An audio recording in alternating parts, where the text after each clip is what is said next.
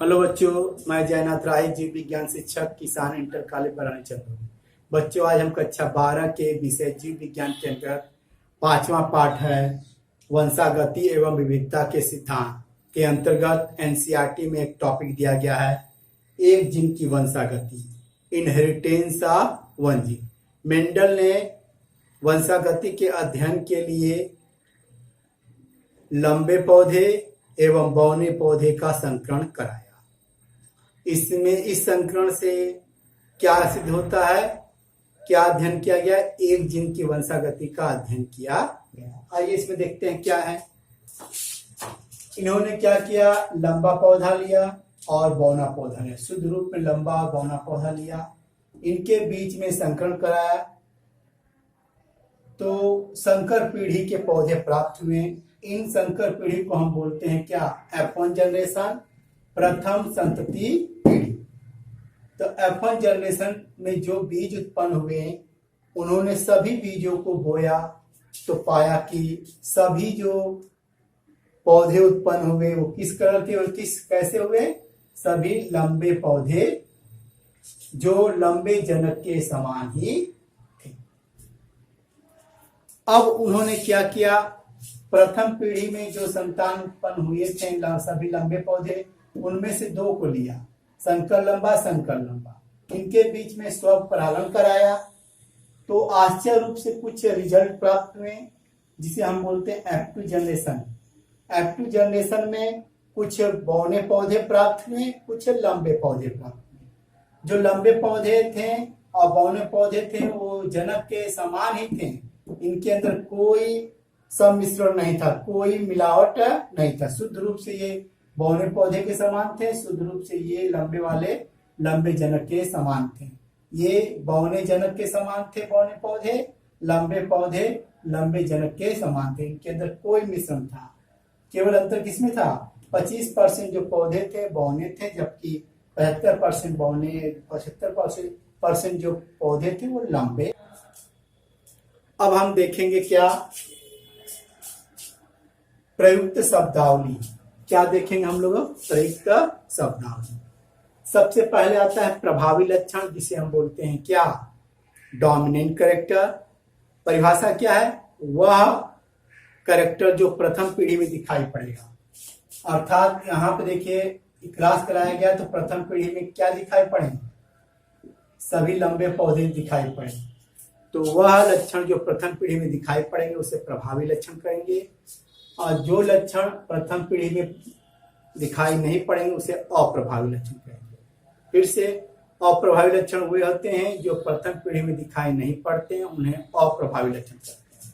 यहाँ पे देखिए लंबे और बौने का जब क्लास कराया गया था, प्रथम पीढ़ी में केवल लंबा ही दिखाई पड़ रहा है, बौना वाला कैरेक्टर दिखाई नहीं पड़ता है। इससे कह सकते हैं कि जो प्रभावी लक्षण है वो लंबा है, जबकि अप्रभावी लक्षण वो। यहाँ पे प्रभावी और अप्रभावी को हम लोग कैपिटल और स्मॉल से दर्शा सकते हैं, जिसमें कोई कंफ्यूजन नहीं होगा। कैपिटल देख के हम बता सकते हैं कि ये प्रभावी लक्षण है, स्मॉल को देखकर हम बता सकते हैं कि ये अप्रभावी लक्षण है। अगला जो प्रयुक्त शब्दावली है जीन। जीन क्या हो गया? मेंडल ने अपने जमाने में एक वस्तु का वर्णन किया था। वह वस्तु क्या है?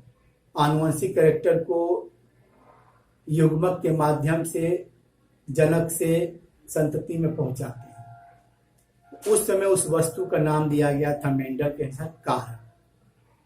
अब ये कारक आज के समय में किस नाम से जाना जाता है? जीन के नाम से जाना जाता है, जिसे हम आनुवंशिक इकाई बोलते हैं। अर्थात जीन ही क्या करता है? आनुवंशिक कैरेक्टर को एक पीढ़ी से दूसरी पीढ़ी में ले जाता है। अगला है एलील। एलील क्या होता है?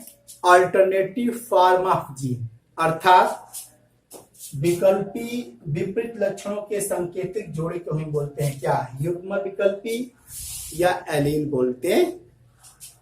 अगला है संकर। संकर क्या होते हैं?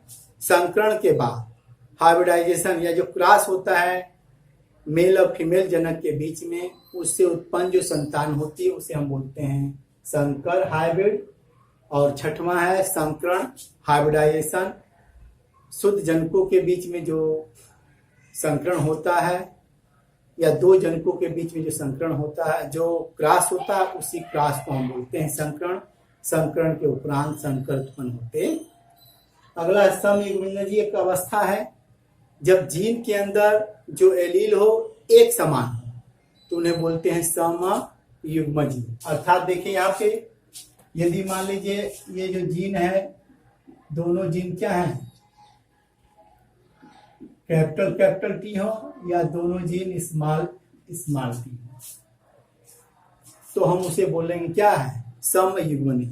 जीन में दोनों जो एलील हो एक जैसे हो, चाहे वो कैपिटल रूप में हो चाहे स्मॉल रूप में। यदि कैपिटल रूप में है तो उसे हम बोलते हैं क्या, समयुग्मजी प्रभावी लक्षण। क्या बोलते हैं, प्रभावी समयुग्मजी। जब दोनों एलील छोटे छोटे हो, स्मॉल हो, तो उसे हम बोलते हैं अप्रभावी युग्मनजी। अर्थात समयुग्मनजी दो अवस्था में हो सकता है, प्रभावी अवस्था में भी हो सकता है और अप्रभावी अवस्था में। जब दोनों एलील के जो जीन हैं, जब जीन के दोनों एलील प्रभावी में हो, कैपिटल हो, तो उसे प्रभावी। जब स्मॉल हो उसे अप्रभावी। दूसरा है विषम युग्मनी। विषम युग्मनी में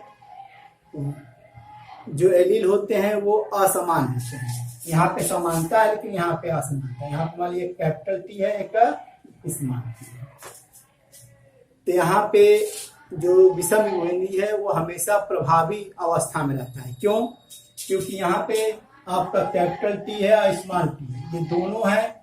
ये किसका रिजल्ट है, F1 पीढ़ी में ऐसा रिजल्ट पाया जाता है। तो यहाँ पे जो कैपिटल टी है वो प्रभावी है, जबकि स्मॉल टी है अप्रभावी, क्योंकि प्रथम पीढ़ी में लंबा वाला कैरेक्टर दिखाई पड़ता है, जबकि प्रथम पीढ़ी में बौना वाला कैरेक्टर दिखाई नहीं पड़ता है। अर्थात यहाँ पे लंबा जो पन है वो प्रभाविता दर्शाता है किसके ऊपर, बौनेपन, अर्थात स्मॉल टी के ऊपर क्या है, अपना प्रभाव दिखाता। अगला है दृश्य प्ररूप। इसे बोलते हैं फिनोटाइप। जो हमको बाह्य रूप से दिखाई पड़ता है उसे हम बोलते हैं क्या, दृश्य प्ररूप लक्षण। जैसे हमको लंबा है, बौना है, लाल है, पीला है, हरा है, ये हमको बाहर से दिखाई पड़ेगा, इसे हम बोल सकते हैं फिनोटाइप। जबकि जीन प्रारूप जेनेटिकल मेकअप को, जीन की व्यवस्था को, जैसे स्मॉल टी है, कैपिटल टी, इस तरह की व्यवस्था को हम बोलते हैं जीनी प्रारूप बोलते हैं। अगला है एक संकर संकरण, मोनोहाइब्रिड क्रॉस। वह संकरण जिसमें जनक एक कैरेक्टर से एक दूसरे से पृथक होते हैं, ऐसे संकरण बोलते हैं एक संकर संकरण। जैसे यहाँ देखिए, यहाँ पे लंबा है पौधा, यहाँ बौना पौधा। एक कैरेक्टर क्या है, पौधे की लंबाई का कैरेक्टर है, जिससे दो जनक एक दूसरे से पृथक है। जब इनके बीच में संकरण होगा, इस तरह के संकरण बोलते हैं एक संकर संकरण। दूसरा है द्विसंकर संकरण। द्विसंकर संकरण में जब जनक क्या है, दो जोड़े मतलब दो लक्षणों के द्वारा एक दूसरे से पृथक होते हैं, यदि उनके अंदर संकरण होता है तो द्विसंकर संकरण। मेंडल का जो पहला नियम है प्रभाविता का नियम, दूसरा है पृथक्करण का नियम। वो किसका एग्जाम्पल है, एक संकर संकरण का। जबकि स्वतंत्र अभिविभजन का नियम क्या है, आपका द्विसंकर संकरण का उदाहरण।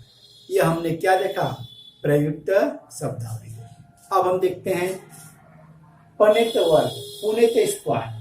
सी पनेट ने क्या किया था, मेंडल के जो वर्ग थे उनको रिप्रेजेंट करने के लिए, ग्राफिकल रिप्रेजेंटेशन के लिए, अर्थात चित्र के रूप में उस विश्लेषण को प्रस्तुत किया था, उसी को हम बोलते हैं पुनेट स्क्वायर। ये मान लीजिए पुनेट स्क्वायर आपका ऐसे बनता है, किसी बुक में ये स्क्वायर के रूप में भी बनता है। तो ये पुनेट स्क्वायर से हमसे क्या फायदा होता है, नंबर 1 ये जानकारी मिलती है कि युग्मक के निर्माण की जानकारी मिलती है, और युग्मनज के निर्माण की जानकारी मिलती है, और हमको प्रथम पीढ़ी और द्वितीय पीढ़ी के पौधों की जानकारी मिलती। और पुनेट स्क्वायर के अंतर्गत हम लोग क्या है, नर पौधे को भी इंडिकेट कर सकते हैं और मादा पौधे को भी इंडिकेट कर सकते